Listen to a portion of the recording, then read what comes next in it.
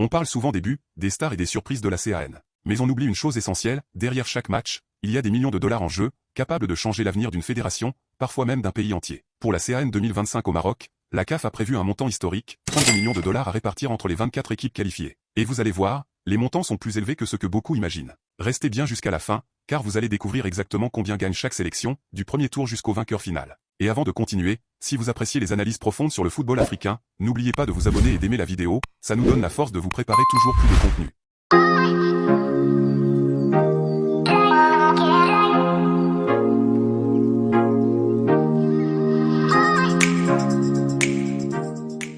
La CAF l'a confirmé, 32 millions de dollars seront distribués aux 24 équipes qualifiées. Un montant énorme, presque historique, qui montre à quel point le football africain prend de l'ampleur. On parle de 27,5 millions d'euros, de quoi financer des académies, des stades, des programmes de développement, et même, alléger les dettes de certaines fédérations. Pour comprendre l'importance de ces primes, il suffit de regarder l'impact d'une CAN gagnée par un pays comme la Guinée équatoriale, les Comores, le Rwanda ou même la République démocratique du Congo. Pour certains, c'est une opportunité économique unique. Pour d'autres, c'est carrément une bouffée d'oxygène pour leur fédération. Beaucoup l'ignorent, mais terminé dernier de son groupe rapporte déjà 500 000 dollars. Oui, un demi-million de dollars juste pour avoir participé, même si l'équipe finit 4e de sa poule. 500 000 dollars pour la 4e place. 500 000 dollars aussi pour la 3e place non qualifiée. Cela signifie que même sans gagner un match, une sélection peut rentrer au pays avec de quoi financer un centre d'entraînement ou préparer les prochaines qualifications. Pour certains pays, c'est une révolution. Atteindre les 8e de finale, ce n'est pas seulement sportif. C'est une prime de 800 000 dollars. Imaginez un petit pays comme le Burundi, la Gambie ou la Mauritanie atteindre ce niveau. Cela représenterait plusieurs années de budget pour leur programme de formation. Et là, la compétition devient encore plus intense,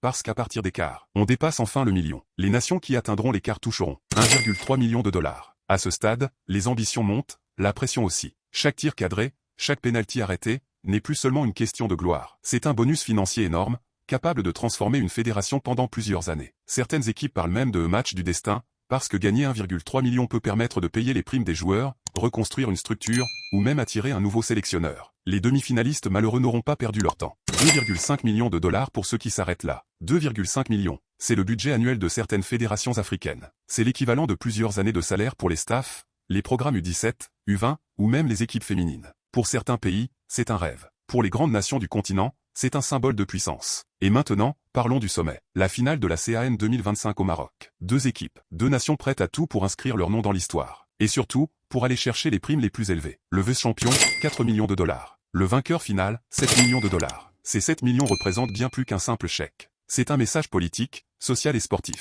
C'est une fierté nationale. C'est de quoi transformer un football local. Imaginez l'Algérie, le Sénégal, la Côte d'Ivoire, la RDC, le Cameroun ou le Maroc remporter ces 7 millions. C'est un avenir qui se construit. Mais imaginez aussi une équipe surprise comme le Cap-Vert ou la Guinée-Bissau jouer une finale. Le pays entier en serait bouleversé. Et même avant la CAN, les équipes avaient touché 350 000 dollars pour les premiers de groupe, 250 000 dollars pour les deuxièmes. Donc, pour certaines sélections, la CAN 2025 commence déjà avec un budget renforcé. Ce détail montre à quel point la CAF veut pousser le football africain vers le haut. Plus d'argent, plus d'investissement, plus de compétitivité. La CAN 2025 ne sera pas seulement une bataille sportive. Ce sera une guerre économique, un enjeu de fierté, de développement, et même de transformation pour certains pays. Derrière chaque but, chaque victoire, chaque qualification, il y a des millions en jeu, des infrastructures à construire, des jeunes talents à former, toute une génération de supporters à inspirer. Et vous, dites-moi dans les commentaires, quelle équipe mérite selon vous de décrocher ces 7 millions de dollars? Qui va surprendre le continent? Et surtout, qui va devenir le roi de la CAN 2025 au Maroc? Merci d'avoir suivi jusqu'au bout. Si vous avez aimé ce travail de recherche et d'explication,